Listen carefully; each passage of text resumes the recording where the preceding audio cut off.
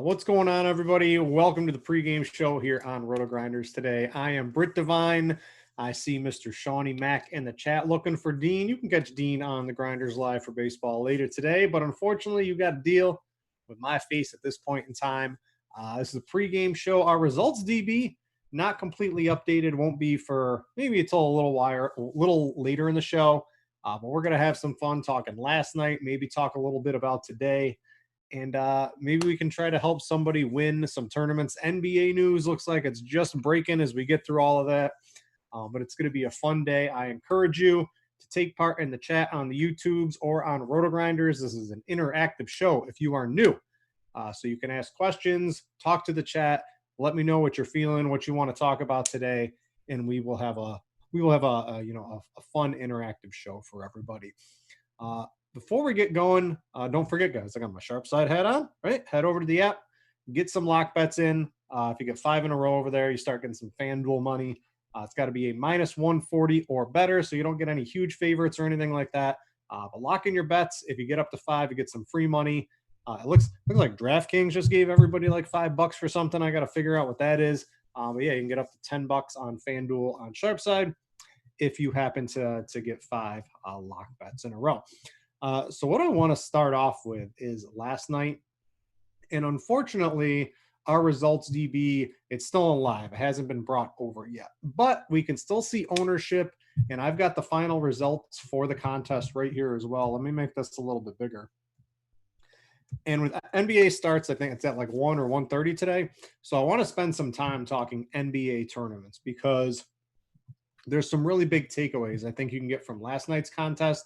4-game slate where a lot of backup players played. That's sort of what we have going on today. So I want to look at basically all the teams that won, and you can really see, I basically stress this in a lot of the contests I do. You have to factor ownership into your lineups somehow, right? And a 4-game slate, how do I get different on a 4-game slate?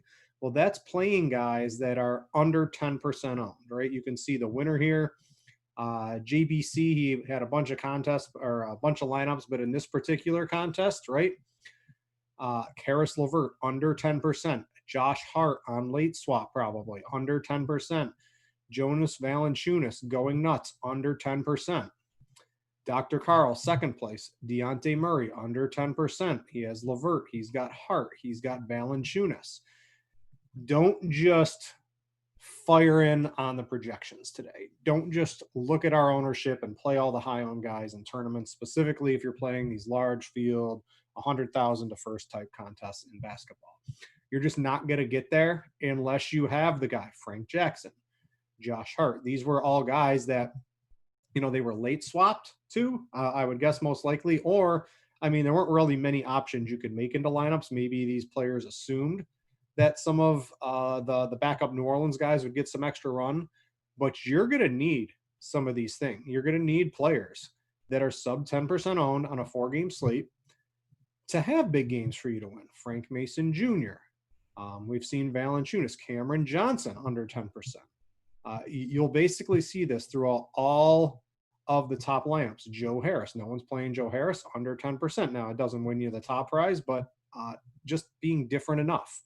Squirrel Patrol had himself a good night. He was 6th place in this. Again, Cam Johnson, Hart, and Valanciunas. Factor in ownership, either in lineup HQ, right? If I go to tonight's slate, if I refresh, let me get basically all of the most current information up here. Yeah, we got basically all the Raptors are out and everything will adjust. But if you're just using these players in ownership, 20% or higher in tournaments, right? You're not going to get there. If you're just playing guys that are 10% or higher in tournaments, you're not going to get there. You're going to have to mix in a couple of 10% owned players, right? So one of the ways of doing that is you can make a group.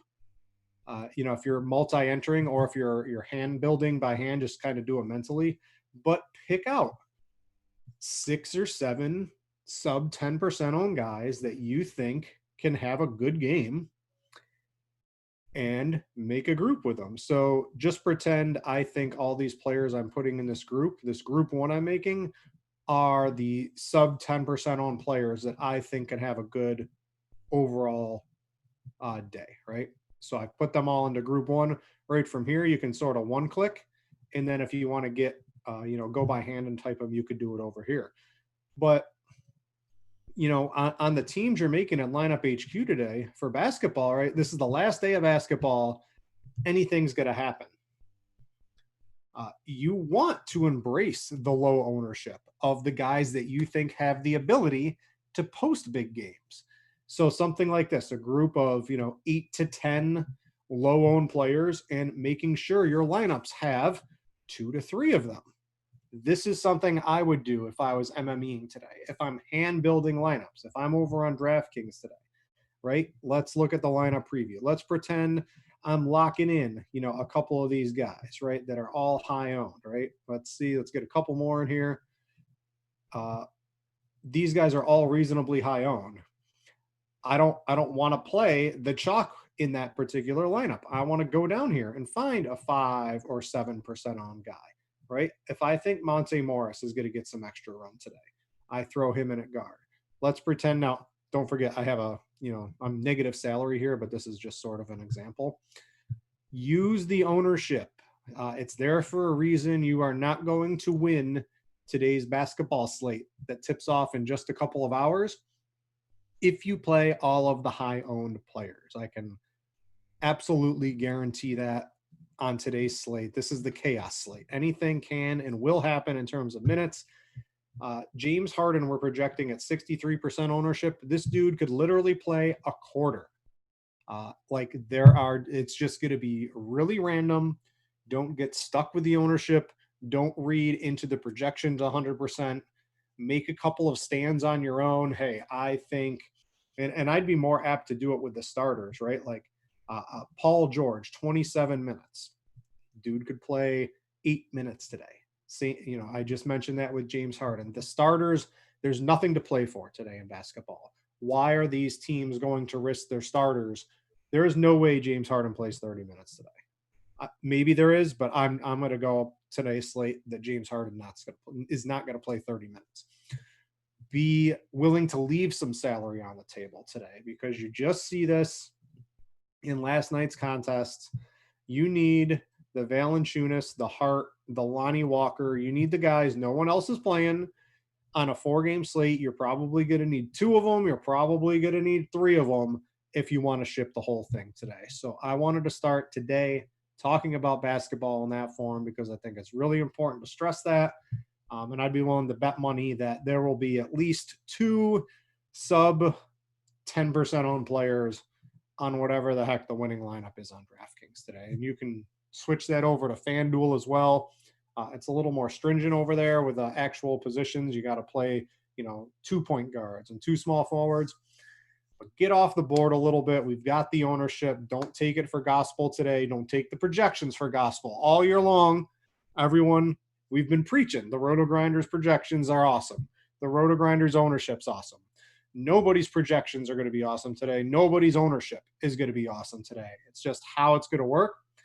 Be different is the point I want to stress today. So if you can get my drift on that, have some fun in basketball. Now that a bunch more people have riled up into chat here, guys, ask me some questions. What do I think about last night? What do I think about today? Right? Do you want to talk baseball? Do you want to talk basketball? We can basically move this in any direction. I can go over last night real quick while you guys start firing some questions into the chat here. And while you're in the chat too, on YouTube, click the like. It helps us out over there. If you want to get notifications, click subscribe as well. And anytime there's a new RotoGrinders show, we will help you out on that.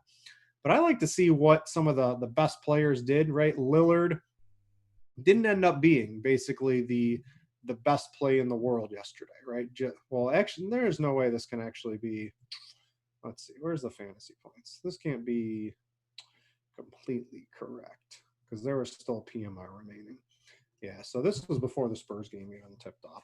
But you can at least see in terms of ownership what people were doing. Lillard, basically, Dink and Papa Gates, these guys were a little underweight. Chess won 100%. Squirrel Patrol, who really never goes 100%, he went almost 100% on a guy like Dame Lillard. You can see what I like to do is McLovin really just plays his projections.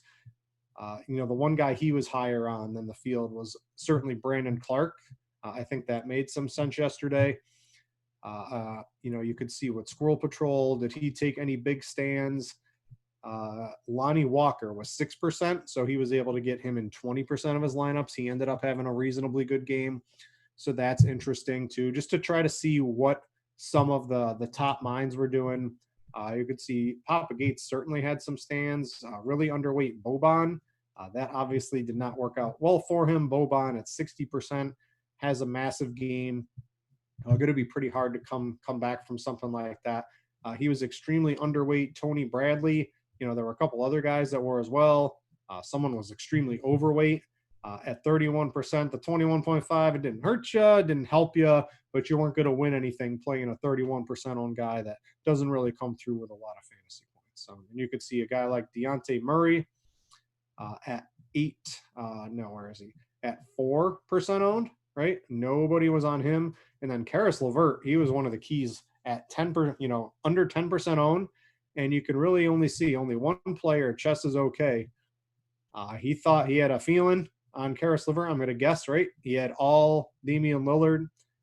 Those looked like a really good game stack in that game. So he made a stand on that. And I'm going to guess he had a reasonably good game with Lillard, a lot of Boban, overweight Karis LeVert.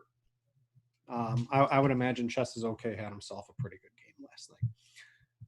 I see some people talking about baseball, so I can go to that. I can pull up, I think I have baseball from last night on what actually won here. So here's the winners of the big contest on DraftKings. I could pull up results DB as well. Let's see here. Where is results DB? So I got it for baseball here. We could take a look at the contest as well and some ownership on some guys. Where did it go? Here it is. All right. So Darvish, Cheese said on his show, I agreed with him too. Use Darvish in every single lineup. And I think that was a reasonable play last night. He's been reasonably good. He can go deep into games. And I like that situation. I thought Milwaukee was, is a pretty garbage team right now, at least compared to last year too. So we saw that work. He had Glass now, which that obviously didn't work out for him. But who cares what your pitching is when you've got Zunino and Brusau and Brandon Lau and Willie Adames and Hunter Renfroe, right? And then he basically went 5-1-1 because you weren't winning anything last night without Mookie Betts at 10% ownership. So he had the Rays stack with a two-man of Cincinnati. Now, did he try to have a two-man of Cincinnati? I don't know that. Did the projections basically just throw it in there? Who knows? But, it was just a 5-2-1 that ends up taking down first place and by a pretty wide margin. You don't see many baseball huge large field tournaments won by more than a couple of points. He wins by 7 fantasy points here because he allowed himself to get access to Mookie Betts and he allowed himself to get access to Nick Senzel, both at reasonably low ownership, with the nut stack of the night. Boom. That's how you win the $100,000 or something like that. So I like that lineup quite a bit. And you're really going to see a lot of the Rays and Mookie Betts. If you didn't have the Rays stack, if you didn't have Mookie Betts, I'm sorry, you just weren't winning a lot of money in tournaments last night. You had to have allowed that into your lineups one way or another in order to win last night. So that's why sometimes, right, I talk about as much as I like 5 threes, you don't always want to make all 5 threes. I think 5 threes in theory have the most amount of upside. But you don't always have to have 5 threes because if you had the Rays and you had a Dodger stack, even without, Pollock had himself a good game, and we saw Taylor, right? This is a 5-3. It gets second, but it didn't allow him access to, he had the Dodgers 5-man stack here with the Rays here. So you had to have the 5 of the Rays. They score 17, and he gets the Dodgers stack in here as well. So this was like the right 5-3, but it would have been better if you had the 5 Rays and the 3 Dodgers, I think was the correct one last night. But it's really hard to always land on that particular combination. So I don't mind, the 5-3, the 5-3, the 5-2-1, the 5-1-1-1, the 4-3-1 on DraftKings, those are all my preferred stacks. Getting a little variety of all of them each and every night sort of allows you to, no matter what happens, have the possibility of actually hitting the nuts on any particular night. That's how I like to play. I like to give myself the chance of hitting the nuts and not going all one stack size, all one or two teams. It's just too narrow of a field. And if you miss out, you're basically can be completely wiped out for the night. And that's not how I like to play baseball. So here's a quick look back. I always like to see you to cow. You're just going to see a lot of five. It's all going to be 5-3s from these big names. Utica. Let's see here. Oh, he had Moran. Moran had a huge bomb in that game. I was watching that. He had Pittsburgh, the Rays, and then he had, what do you have? The one-off of Bryce Harper, right? That was the rain delay game. I played no Philadelphia last night. Roth was a little iffy on the weather. They ended up getting it in. But Utica had himself a good night there. BK Ryder, he plays 150 in just about everything. Again, he had the Dodgers with, or actually, let's see, 1, 2, 3. He had the Tampa Bay stack with a couple of one-offs. He had Mookie Betts, he had Josh Bell, and then he had Austin Barnes. So was it a 5-2-1? Was it just a 5-man stack and he was trying to get the best in? I don't know, right? I have no idea what he's trying to do there, but that's sort of what it looks like. Give yourself a couple of outs every day. Even if you're making a handful of lineups, if you like a particular team, and you do a 5-man stack of them, that's great. Then, and you stack them with 3 of one, then do a 5-man stack of them, maybe switch out one player and do all one-offs from another team and switch up a pitcher, right? These are the type of things I do when I'm incorporating into Lineup HQ, or if I'm just making a couple of lineups by hand and things like that. Let's see. Shawnee Mack, I see you in chat. Brian, crazy night last, cashing with Desclafani, late swapped Mookie into lineups. Congratulations on the nut late swap, but Desclafani, I think, what was he, -18? I think that's one of the worst pitching performances I've ever seen. And, you think you're okay with that because the Pirates have sucked all season. They're like one of the worst offensive teams in baseball. Well, guess what? It's baseball, right? You would never really know what's going to happen on any given day in baseball. And is the worst offense always going to be the worst offense? Absolutely not. Right? So that's why you see Pittsburgh, Josh Bell, reasonably low ownership, 13%, right? We saw one of these guys had Polanco in here. I think it was Royal Payne. I know I saw Polanco in here somewhere. Maybe it was on Utica. Yeah, Polanco, 7.5%, right? These guys were in good spots. Colin Moran, and there were only, 4 games yesterday, and one of them had a little bit of rain chance in the Philadelphia game. So that's, a nice edge to be able to get some of these guys at low ownership because they sucked and no one wants to roster them. So in baseball, you can go ahead and roster them once in a while because it's not like Desclafani is a great pitcher. And when you're able to get these Pirates lefties in here at reasonably low ownership at Cincinnati and no one wants to use them in Great American Ballpark, boom, easy way to rocket up the leaderboards there. So it makes quite a bit of sense. The Rays offense was in a great spot yesterday. The Dodgers against Paddock, maybe not the greatest, but hey, when you go off and Mookie Betts has 3 home runs, right, goes 4 for 4, 53 DraftKings points, you got to have that dude in your lineups. You guys want to talk some basketball or baseball for tonight? Or what do you want to do? Hit me up in chat. Let me know what you want to do. And don't forget, I see Devin in there. Click that like button on YouTube. We will greatly appreciate that here at RotoGrinders behind the scenes. It helps more people find the content. Now, I understand, right? I don't want anyone to know that this show on RotoGrinders is free for everybody. And the pregame show is awesome. And I don't want my friends to know about it. Well, every once in a while, for the greater good of the cause, to allow us to bring this to you, right? Hit the like button. Let other people find it and join in because we would really appreciate that here at RotoGrinders. So basketball tonight, I talked at the top, right? Don't just take, looks like people like baseball. Shawnee wants baseball. Baxter wants baseball. We are going to have a Grinders Live coming up. I guess I'm going to talk baseball. All you guys want to talk baseball. So I'll move to that. I'm going to pull up the videos page. I believe it's at 1 o'clock. We're going to have crunch time.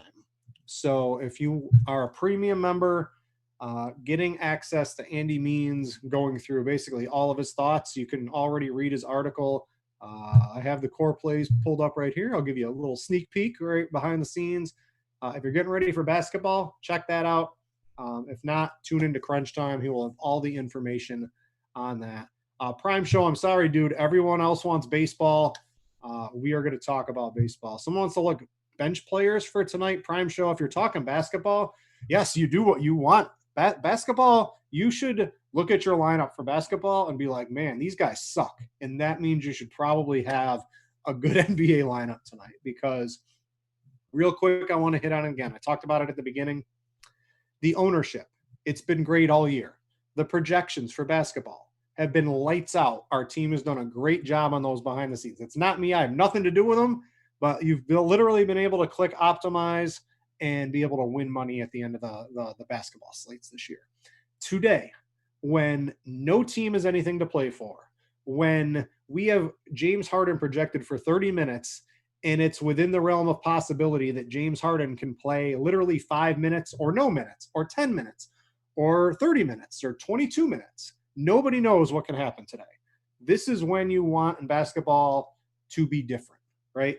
You're going to need a couple of lower owned plays, sub 10%, at least 2 of them, I would imagine, on every tournament team you make today.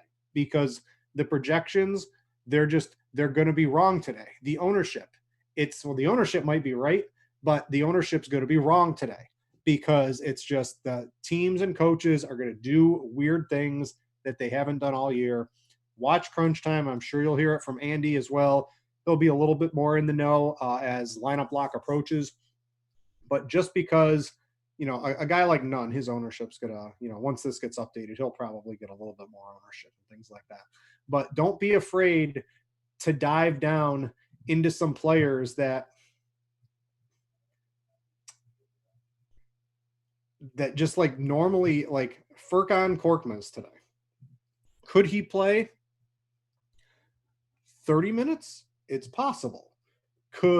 Is Danilo Gallinari, we have him for 20 minutes. Could he play 5 minutes? Yes. Could he play 18 minutes? Yes. Could he play 25 minutes? Yes. It's all going to be different. Don't be afraid to not listen to the projections completely. Don't be afraid to go off the board at ownership. And if you are going away from ownership, don't be afraid to use the bench players like Prime Show wants, because this is the final game of the season. Some of these teams are just going to run out the end of the bench players like Bull, right, for Denver today. He's been playing some minutes. If he gets 25 to 30 minutes today, right, we saw him in the exhibition games before the preseason, he was lighting it up. If he somehow gets that type of run today, could he be a great play? Sure, right? So don't be afraid to go a little off the board in basketball, specifically in tournaments. I'm going to go over to baseball. Big slate today, right? Lots of good pitching, expensive pitching, right? Degrom, Cole, Kershaw, Sonny Gray. But I think what's going to end up being important to me in tournaments, is the Coors game. We've got a 12.5 total in Coors with Texas and Colorado. It's a 13 games. I'm going to go out on a limb, and sure, Cole or Degrom, Garrett Cole too. Remember his last game, right? He had the pine tar on his hat, his hand sticking to it. Not here. See, no pine tar. He was like this with his hat. All of a sudden, right, he's able to pitch like Garrett Cole from Houston, has himself a good game. He gets caught doing that. It's all over the internet. Is he going to be out here layering on the pine tar or having some, somewhere on his body? Probably not today. I'm going to guess he's going to be pretty clean today.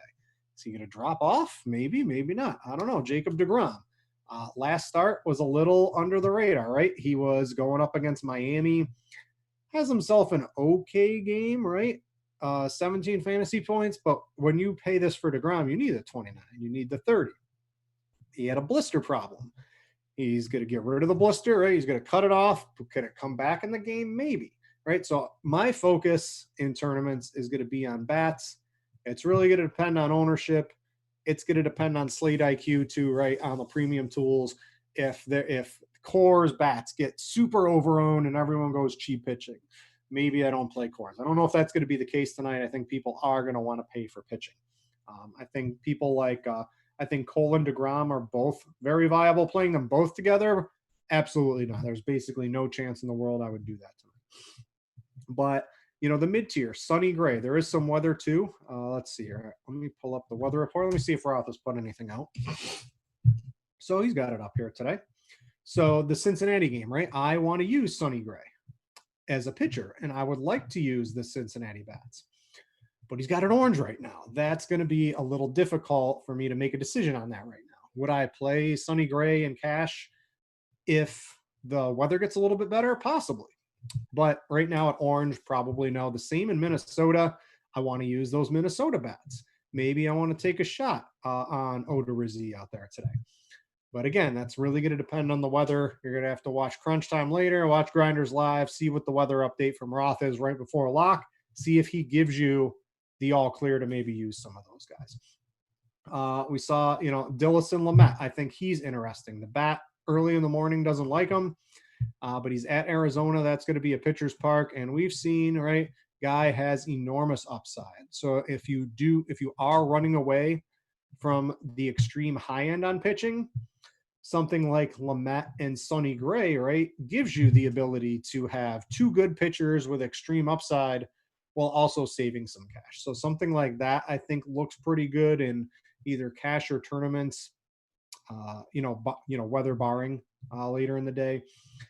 You can see Valdez at home against Seattle, the bat really likes. You've got Brandon Woodruff, who has the ability to post, really high strikeout numbers. Hasn't happened for the past couple of games, but I believe the wind's blowing in 8 to 10 miles an hour in Wrigley. I mean, that's pretty good for pitchers. So I think he's slightly interesting at 8,200. You've got Savale at Detroit. I mean, Savale, these Indians pitchers, I mean, what more could you want from a pitcher this year than this? If you had a pitcher that's gone 6, 6, and 7 and has at least 20 fantasy points in every start, it's basically the best pitcher in baseball right now. There's not too many other than him right now that are doing better for us in fantasy. And he's going at Detroit. I think he's perfectly fine as well. The ownership is going to be really spread out. I think DraftKings did a great job on pricing. The Coors bats are going to be popular, especially on the Texas side. Let me just pull them up here for everybody. So DraftKings, here's the one thing I like. DraftKings, they priced the Colorado hitters through the nose. And I don't know if they all need to be 6K, the top three, but I mean, it's hard to argue against Charlie Blackmon not being expensive. Maybe they could all be 58 or 59, right? But what they did is they dropped the ball on the top of the order for Texas time. So you're going to see Chu and Solak and Calhoun. The other guys, Odor, Frazier, and Gallo, these guys get a little bit more expensive. But you're going to see this top, for three-man stacks, right? Like the top of the Texas order is going to be extremely popular tonight. So, what I would envision, most lineups looking like tonight, you're either going to min-max at pitcher with one of the top guys, Cole or Degrom, and then maybe you start poking around. Let's see. There's not really much. Pablo Lopez always has some upside. If you go like Montas and Lamet, or Montas is going to be another guy who's going to be pretty popular. Montas and Savale, or Savale and Gray, or Woodruff and Gray, right? That mid-tier where you're at, I don't know, $17,000 to $19,000 at pitching combined, right? That's going to be the sweet spot to get some of the bats that you want today. Because the low end on pitching, I mean, it's pretty ugly. None of these guys really project too well. You've got Kyle Wright, who, he went 6 innings in his last start, but I mean, it's not really too great. He has a little bit of ability. It's going up against the Marlins. He's probably going to be the choice if people are going cheap. Kikuchi at Houston, we were on him after he has the big strikeout game here. Doesn't really work too well at home against Colorado. Still his velocity's up. It's against Houston. No one's going to want to go there. I think he's going to be on the radar still for a cheap pitcher. But what most people are going to end up doing is that mid-tier of basically the 9 to 8K good pitchers. So Woodruff, Savale, Montas, Sonny Gray, Lamet, the combination of maybe two of those is what I think most people are going to end up doing at pitching tonight in tournaments. And then it's going to be like Degrom or Cole with Kikuchi or a couple of the other cheap plays, right? But that's basically where everybody's going to be going at pitching. I see Ronald Cooley. Sorry if I pronounced that incorrectly. Savali's been very consistent. However, that means he's about to get shelled. I would say no tonight. The Cleveland pitchers, they are so good at bringing guys up from their system and making them better pitchers than they were before, anyone else really thought of as prospects. And just the ability to do this where some teams are still limiting their starting pitchers, they're still watching pitch counts. The ability to do this against the White Sox twice, right? They do like to strike out, but the big one was against Minnesota. Minnesota's a good team now. They can strike out, but limiting them to just 3 earned runs, but having the ability to get 9 strikeouts is there. If I go to Plate IQ too, so this is a premium tool here on RotoGrinders. If you guys aren't premium subscribers, you can look at some of it, but you don't get all the fancy coloring and the real easy one-step analysis, right? So if you like Plate IQ, I think it's personally the best tool to get quick analysis of a matchup. You can see if we go back to last year, red, strikeouts. That's what we need in fantasy. Red, one green, red. Lots of strikeout ability there for the Tigers. If we go to this year, even worse, right?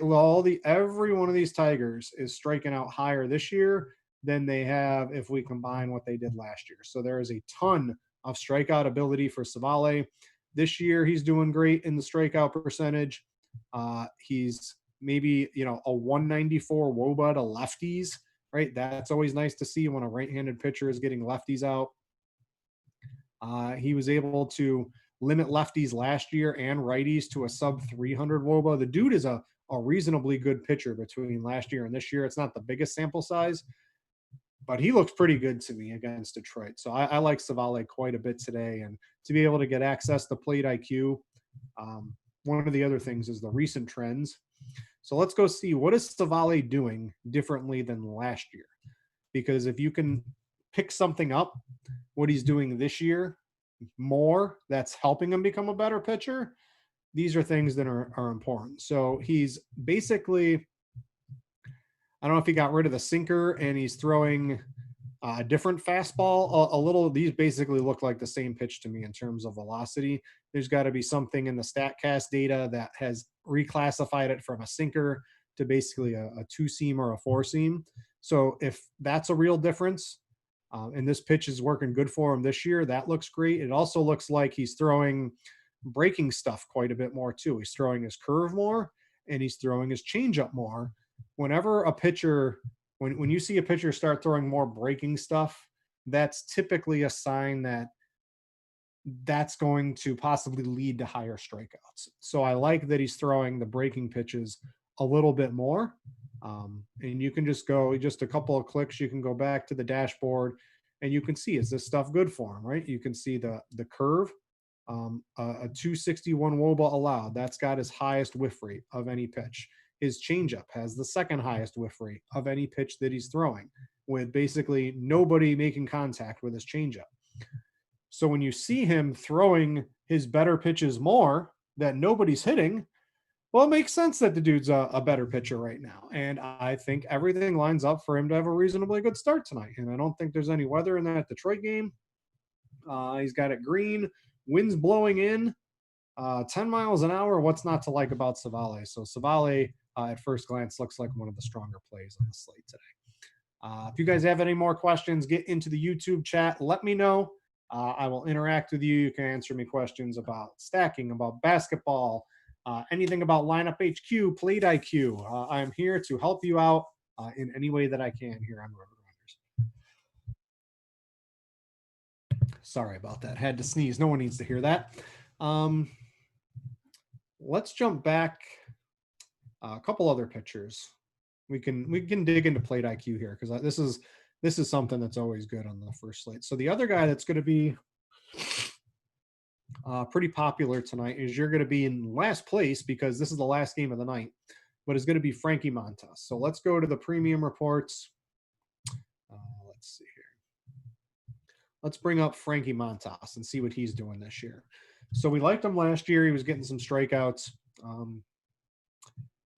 I mean, everything I'm seeing, he's basically the same pitcher as last year. I don't see anything, the velocity from last year to this year, the same.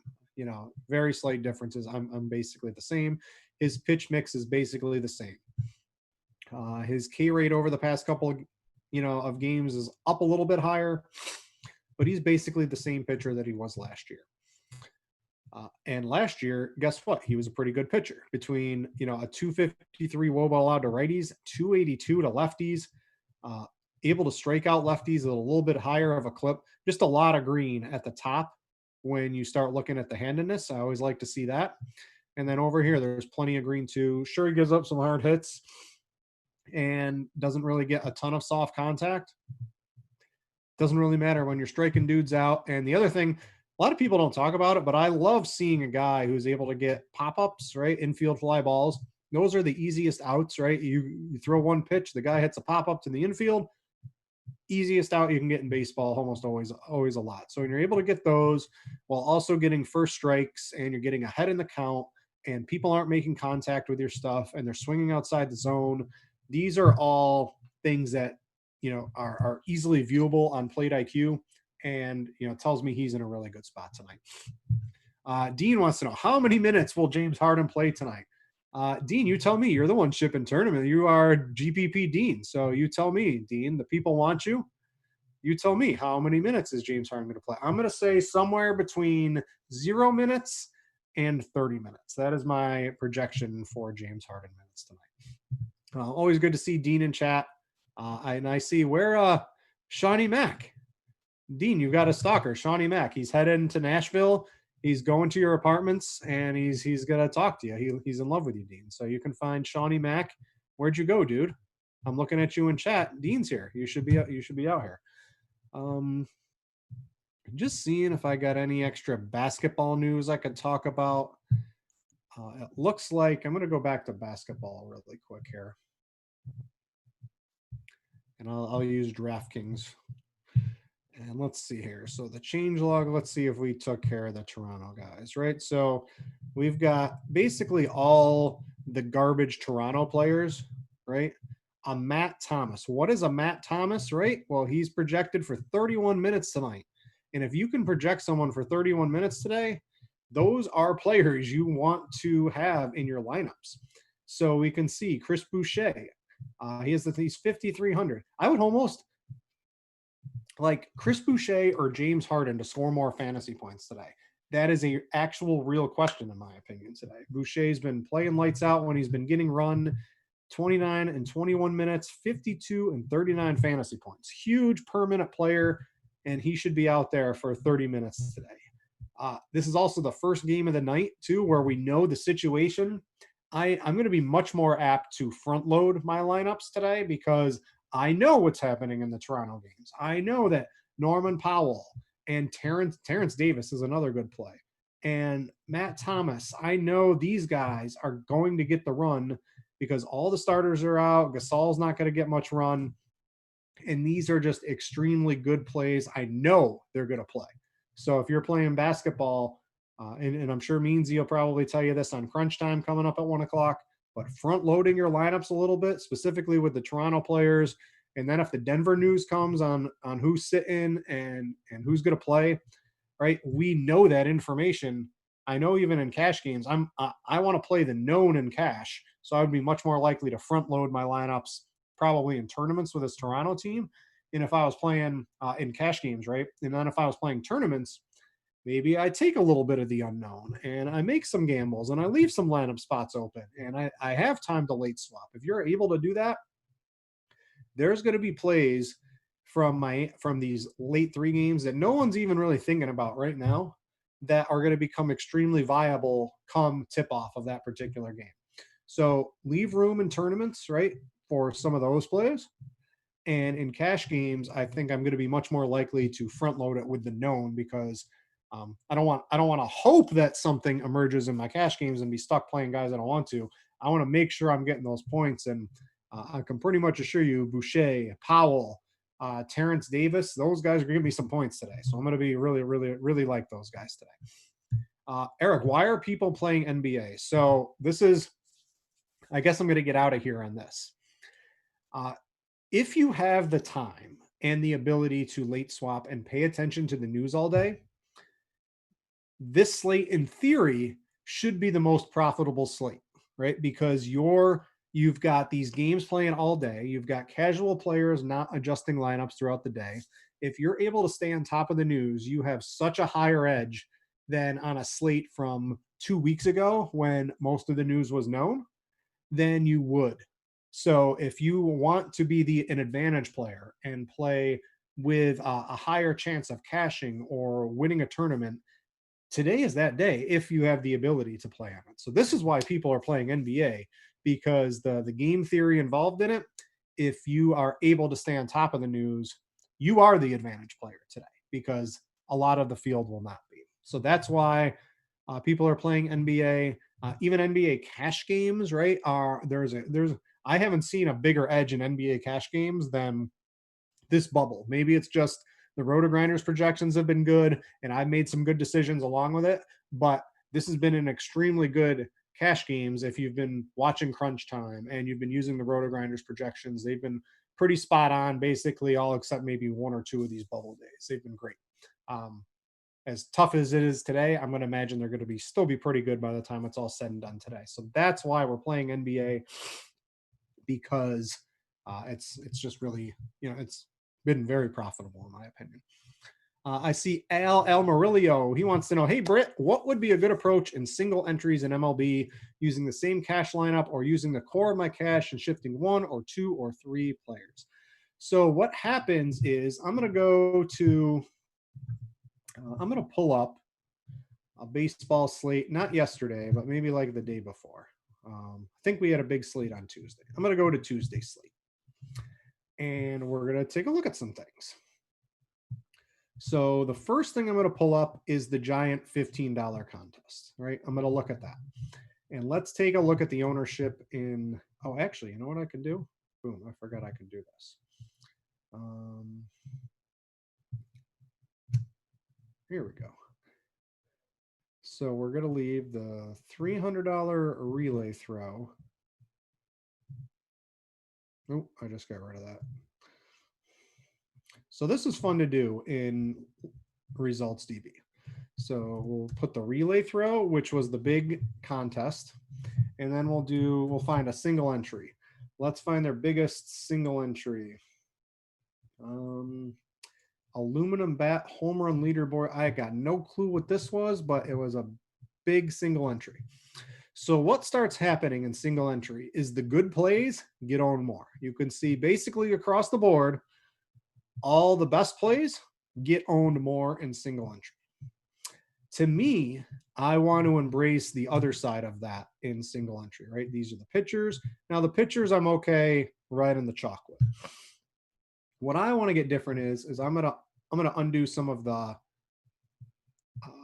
pitchers, and you'll see here. So in single entry for hitters, this is where you want to get different. So it looks like on this day, these particular players, looks like Tampa Bay was pretty popular. Trout was popular. They just get two people in single entry. You have one shot. You don't get the field doesn't get different enough. So I wouldn't play if I knew the highest owned bat in the large tournament was going to be 17%, which makes sense to me. Moving to single entry to see that at 27%, I'm probably, I don't have a lot of interest doing that, right? So I tend to get different. Maybe I play, instead of playing the highest owned stack, I play the 4th highest owned stack or the 5th highest owned stack. Because in reality in baseball, any of those teams can really be the highest scoring of the night. And if you're getting us, it looks like the Rays were pretty popular here. So the Rays at a stack in this tournament, maybe they took up, Rays stacks were 10% of lineups.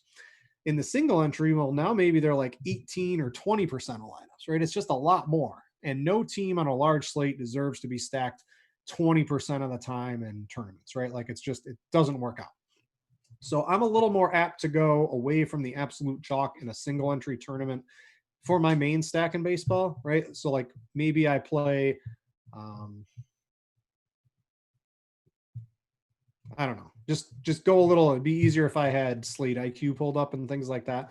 But the main stack, the main team you're using, don't use it if it's full of the highest owned players. You know, go down here, right? Find a stack that's like this or crap, even lower, right? Because then you can play the chalk pitchers, and you can play a couple of really good one-off players along with that too, and you just have a better shot of winning the tournament. I think in that way. The other thing you got to do is on DraftKings, you got to pay attention to what the payout structure is on these things, because they switch it up every day. So I'll show you here real quick what I mean, and then I'm going to get on out of here. So let's find a single entry for tonight's slate. Not the 2,120. We're probably not all playing. Let's see, single. All right, here we go. That's a double up. Here's the $12. So this one's nice. This is a tournament you should really be striving. I mean, you should always be striving to win, but this is 10% to first. The top 10 get 35%. You know, a min cash is double. This is my preferred price structure, right? I like when they roll this out. This makes sense to really play for first. You should always be playing for first, but you should really be playing for, you know, a top 10 or a first of this. If you're playing to cash in these single entries with your cash team, I don't like it. I would not play my cash team in a single entry tournament. Some of the other ones, right? If I can find like the daily dollar, let me see this. This one, all right, this one's good too. Sometimes DraftKings runs out contests where first place is like 3% or 5%, and then the top 10 is only paid out like 10%, right? Though I don't really like those, right? I want to get, when I win, I want to get at least like 10% of the prize pool, right? So this is still a reasonably good tournament. I would play this one. The min cash on this isn't double, but they pay out a little bit more. You can get all this stuff through the RotoGrinders extension, right? Nicole does a great job with it. There's updates on it for premium members where you get the ownership right on your DraftKings screen and things like that. So, you know, all your fantasy point projections, if you're premium members, it's a great tool. But to get things like this, you can just download the RotoGrinders extension from the Chrome store. Just make sure the contest you're playing is actually a contest you want to play in, right? So if I saw this and it was paying only 5% to first and the top 10 only made 10% of the contest, I might pass it over for something else today. So just double check the contest. Try to win in those single entry. I veer away. The ultra chalk bats, I would definitely not play. You can play the chalky pitchers, but I would certainly look to differentiate at bats on those single entry tournaments. All right. Yeah, Ronald, right? No results DB for Fanduel, unfortunately. So we got it for DraftKings. DraftKings publicly gives the CSV. We got people, they're doing all the work to make it look nice in results DB. Unfortunately, we do not have that for Fanduel. I think that's going to do it for today, everybody. Hope you enjoyed the pregame show. Don't forget, at 1 o'clock, if you're playing basketball, we will have a crunch time with Andy Means. He will walk you through everything that he knows about for the basketball slate. That is for premium members. You are going to want to make sure you want to know about that. Yeah, Brian, the extension, it's great. Just go to your Chrome store, type in RotoGrinders. It gives you all this stuff for free. And then if you're a premium member, you get like if I go, I don't think we have ownership up yet, right? But if you're a premium member, let's see here. I don't know if I have it linked, right? So I can get ownership. I don't know if you can see this on my screen, but I can get like ownership. I can get our CVRs. I can get the plate IQ scores. I can get the umpire rating, right, from Cardi, right? If a guy's got an extreme umpire, I could get that right on my DraftKings screen as I'm drafting my team. So it's a great thing for premium members. And the extension in general is really great. It just helps you out with a lot of things. But anyway, I'm getting out of here. Construction at my house is about to start. The dogs are getting restless. I got to go. Thanks to everybody for watching, and we out, y'all.